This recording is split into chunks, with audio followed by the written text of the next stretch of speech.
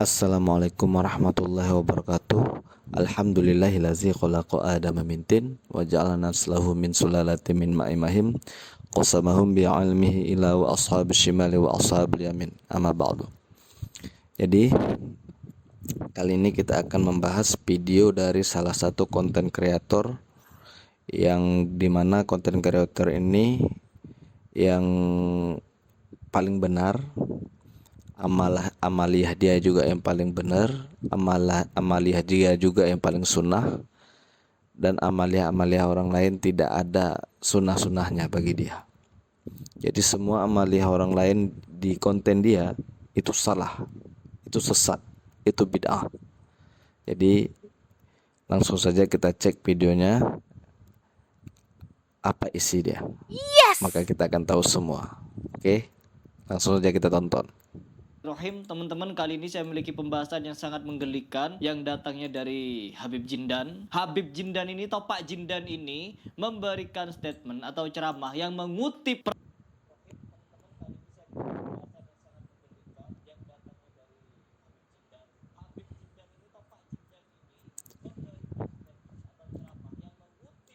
Oke, sedikit sebelum kita lanjut menonton video dari dia, sama-sama kita perhatikan wajah sombong dia ketika membahas amaliyah ataupun mengkritisi dari paham-paham dari Habib Umar bin Hafiz maupun Habib Jindan bin Novel. Perhatikan kesombongan dari wajah dia. perkataan dari Habib Umar Al-Hafidz, yang dimana ada suatu amalan yang hanya sekedar niat saja. Apabila kita tidak sampai kepada niat itu, niat kita tidak kesampaian lah, maka Allah Subhanahu wa Ta'ala akan mengirimkan malaikat untuk mengajarkan kita atau mewujudkan keinginan kita itu di dalam kubur. Allahu Akbar. Berbicara tentang Allah, malaikat, dan Rasulullah, kadang mereka ini memang tidak ada ukurannya. Ceplas-ceplos saja begitu. Ya Allah, memang betul orang yang memiliki hafalan yang kuat, contohnya seperti Habib Umar katanya memiliki hafalan yang sangat kuat sampai ratusan ribu hadis dia hafal. Tetapi kalau diukur dan ditimbang dengan orang-orang terdahulu yang menghafalkan Al-Quran, yang menghafalkan Al-Hadis dengan cara yang penuh dengan perjuangan, tentunya Habib Umar ini tidak ada apa-apanya dibanding Imam Bukhari, Imam Muslim, Imam Ahmad, dan lain sebagainya. Dia membandingkan Habib Umar bin Hafiz dengan Imam Bukhari, Imam Muslim, dan perawi-perawi hadis yang lain. Ya memang ya bukan lah. Aduh, gimana ya? Perbandingannya itu ya nggak logis itu. Habib Umar bin Hafiz itu ulama khalaf, ulama-ulama terdahulu, ulama-ulama yang kekinian gitu, ulama-ulama sekarang.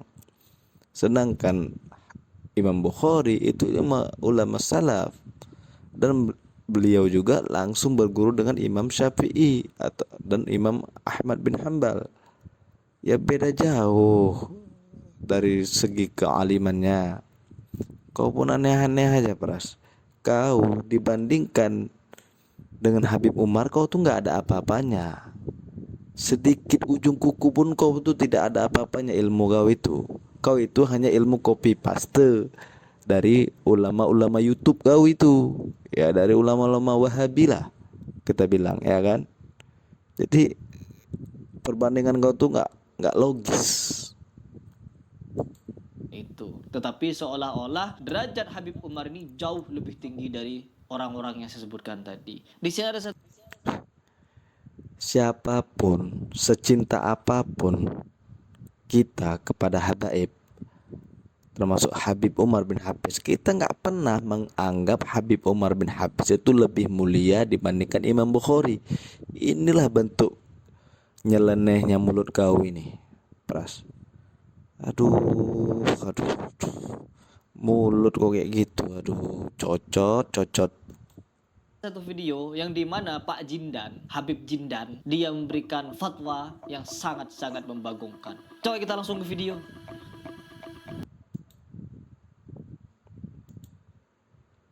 dunia sedangkan dia belum selesai menghafalkan Al-Quran, belum kesampaian, maka Allah Ta'ala utus malaikat di dalam kuburannya yang ngebantu dia menghafalkan Al-Quran. Jadi ada les private katanya. ngajarin dia Al-Quran hingga dibangkit hari kiamat udah hafal Al-Quran. Masuk di dalam barisannya ahli Al-Quran, ahlullah wa khasatuh. Masya Allah. Jadi kita niatkan dari sekarang itu semuanya. Allahu Akbar, ya Allah. Nabi SAW kalau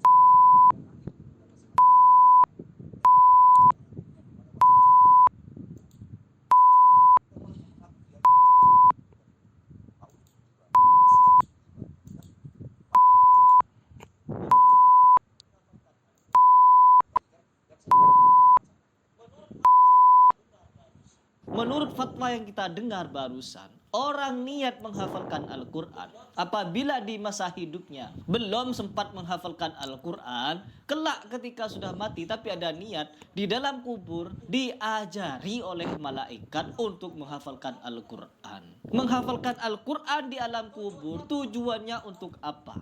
Tujuannya Jadi tadi menghafalkan Habib Al-Quran. Jindan bin Novel dia sedang mengisi suatu majelis ta'lim yang dimana yang beliau katakan itu bahwasanya ketika kita seorang tholibil ilmi menuntut ilmu yang hendak menghafalkan Al-Quran tetapi tidak kesampaian, ataupun dalam arti kata ketika kita dalam proses penghafalan Al-Quran di tengah perjalanan kita itu sudah meninggal ataupun nyawa kita dicabut oleh Allah Subhanahu wa taala, maka Habib Novel tadi katakan Habib Jindan tadi katakan bahwasanya nanti kita yang seorang salik itu, si penuntut ilmu atau si penghafal Al-Quran yang belum selesai menghafal Al-Quran, maka nanti di alam kubur akan diberi pertolongan seperti malaikat datang ke alam kuburnya untuk mengajari dia ataupun untuk kembali menghafalkan Al-Quran. Itu maksudnya yang disampaikan Habib Jindan tadi.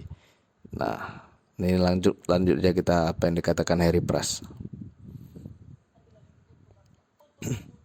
Dalam kubur untuk apa? Untuk adu dalil di akhirat. Nanti Jadi bangun-bangun di padang Harry mahsyar, Pras ini dia kita tidak terimalah dengan statement ataupun pendapat dari Habib Jindan tadi terkait orang yang menghafal Al-Quran walaupun belum selesai dalam penghafalannya maka dapat pertolongan di kuburan nanti. Dia itu tidak percaya di alam kubur, dia tidak percaya ada pertolongan dari malaikat. Jadi nggak percaya. Jadi dia itu seolah-olah si Harry Pras itu menyangkal ngapain malaikat itu datang ke kuburan mengajari jenazah yang ada dalam kuburan untuk melatih debat, untuk merasa paling baik. Gitulah, seperti itulah yang dikatakan Harry Pras yang dimaksud dia. Nah, kita lanjutkan aja. mau debat dalil di akhirat sana. Saya hafal 30 juz. Kalian mau adu argumen kepada saya, mau bertanya kepada saya ayat berapa, surat apa, mau debat hukum Ini kan fikih, terlalu mau debat mengada-ngada, hukum terlalu tafsir, melebar ya ceritanya. Terlalu imajinasi dia itu tak kemana-mana. Begitulah kalau salah seorang yang telah ditanamkan kebencian dia terhadap sesuatu, jadi imajinasi itu berlebih-lebih yang seharusnya tidak seperti itu, jadi mengada-ngada lah. Allah, benci boleh benci kau Pras, tapi janganlah melebar tak kemana kesana kemari pikiran kau. Kau itu konten kreator, kau itu mempunyai subscriber jutaan. Dengan postingan-postingan kau seperti ini, dengan viewers yang memang mungkin yang nonton video kau ini orang awam, bisa saja terpengaruh, langsung timbul kebenciannya terhadap habaib maupun terhadap ulama. Gimana? Berani kau tanggung jawab itu di hadapan Allah? Kau tidak akan sanggup bertanggung jawab soal itu. Makanya hati-hatilah kau kalau membuat konten. Kau kritis boleh kritis, tapi tengok juga siapa yang kau kritisi dan apa yang dikritisi. Menyalah. dan lain sebagainya. Ini orang ketika sudah digului banyak orang, seenak jidat berfatwa. Amalan situ duror. Apabila mengamalkan itu setiap sore, maka Nabi Muhammad hadir. Sampai dilihat oleh siapa? Si Oleh Harry Pras orang ini dia nggak kafir. percaya dengan hadis Nabi tentang niat. Nggak percaya atau nggak pernah atau tidak pernah mendengar hadis Nabi tentang niat. Innamal a'malu binniyat. Mungkin memang secara detail aku tidak mengetahui apa yang dibahas tentang Habib Jindan bin Nopel tadi di dalam videonya, karena dia tidak ada juga menyebut kalimat ini hadis ataupun apa. Tapi yang terlebih utama yang harus kita ketahui bahwasanya dalam Islam ini kan sedikit-sedikitnya ada 4 dalil yang harus kita pegang. Yang pertama Al-Quran, yang kedua sunnah ataupun hadis, yang ketiga ijma ataupun ijtihad dari para ulama, dan yang keempat qiyas. Jadi ketika di dalam Al-Quran kita tidak menemukan dalilnya, maka coba kita koreksi di hadis. Dan ketika di hadis kita tidak menemukan dalilnya, maka kita coba di ijtihad ataupun ijma. Dan ketika di ijtihad kita tidak bertemu dalilnya, maka kita coba di qiyas. Jadi dalam memahami dalil itu tidak hanya kepada Al-Quran doang ataupun hadis doang, tapi juga kita bisa merujuk ke ijtihad ataupun ijma dari para ulama-ulama yang lurus lah, seperti itu. Nah, si Pras ini dia tidak meyakini kalimat seperti kalimat itu gitu. Dia tuh hanya mentok dalil itu harus Al-Quran dan Sunnah. Ulama tuh nggak ada. Kalau perkataan ulama tidak ada dalam Al-Quran dan Sunnah, nggak ada tuh perkataan ulama.